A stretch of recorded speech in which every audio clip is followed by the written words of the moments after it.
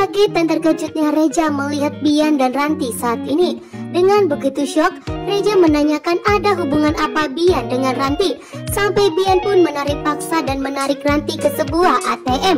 Ternyata Bian dan Ranti memang mempunyai kesepakatan dan pekerjaan untuk menghancurkan Mirsa dan ingin membalaskan dendamnya kepada Reja. Namun di sini ternyata betapa kagetnya Reja bahwa ternyata Bian sudah ada di Jakarta. Bahkan saat ini Bian pun kembali ke Jakarta ingin membalaskan dendamnya kepada Reja karena Reja telah melaporkan Bian ke kantor polisi. Sehingga Bian pun saat ini menjadi buronan. Akan tetapi Bian tidak pernah ditangkap oleh polisi karena Bian telah berhasil untuk kabur. Namun saat ini Bian kembali ingin membalaskan dan menghancurkan Reja karena Reja tidak mau berteman dengan Bian lagi. Sementara itu Reja sudah berjanji kepada Mirsa dan kepada Ibu Desiana akan membawa Bian ke hadapan Ibu Desiana untuk mengakui bahwa dirinya lah yang telah menabrak adiknya Ibu Desiana. Sementara itu Ranti pun getar-getir saat ini. Ranti sangat takut bahwa ternyata saat ini Bian dan Ranti kepergok oleh Reja. Di saat Bian menarik paksa Ranti, Ranti meminta tolong kepada Reja. Reja pun saat ini berusaha untuk menolong Ranti.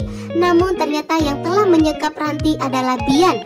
Bian yang diselidiki dan dicari oleh Reja saat ini karena Reja sangat membutuhkan kehadiran Bian untuk memberikan kesaksian kepada Ibu Desiana.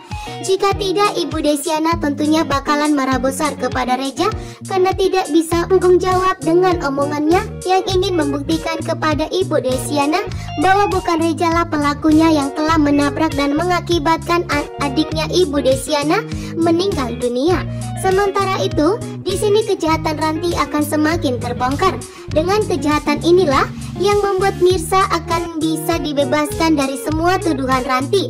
Karena Ranti kesalahannya dan kejahatannya semakin banyak dibuktikan oleh Reja. Dia berlapang dada untuk menerima semua sindiran dari Ibu Desiana. Karena ternyata Ibu Desiana tidak sepenuhnya memberikan maaf kepada Reja sebelum Reja bisa membuktikan kepada Ibu Desiana dan kepada Mirsa bahwa bukan Reja lah pelakunya yang telah menabrak adik kandung dari Ibu Desiana. Namun saat ini Reja hanya bisa pasrah dan saat ini pun Reja tentunya tidak akan tinggal diam karena saat ini Reja telah berhasil menangkap Bian.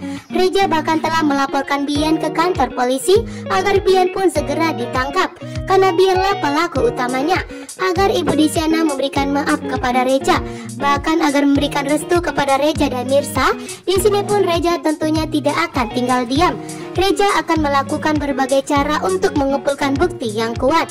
Bahkan di sini Ibu Desiana pun tentunya kembali lagi dan lagi untuk menyindir Reja, mengatakan kepada Reja bahwa memang seharusnya tugas Reja lah yang melindungi para pegawainya seperti Mirsa.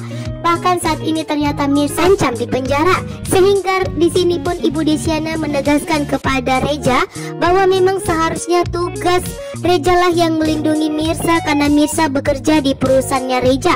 Sehingga membuat sindiran tersebut membuat Reja pun hanya bisa terdiam. Reja pun hanya bisa terdiam menerima sindiran dari Ibu Desiana. Sementara Mirsa meminta maaf kepada Reja atas semua sikap Ibu Desiana yang terlalu egois dan terlalu membuat Reja pun terluka atas omongan Ibu Desiana. Namun di sini Reja pun mengatakan kepada Mirsa bahwa sebelum Reja bisa membuktikan kepada Ibu Desiana, maka Reja akan menerima semua sikap dari Ibu Desiana. Bahkan di sini pun Mirsa mengucapkan terima kasih atas kebaikan Reja selama ini yang telah siap membantu Mirsa, bahkan sampai berjuang untuk membebaskan Mirsa dari tahanan kantor polisi.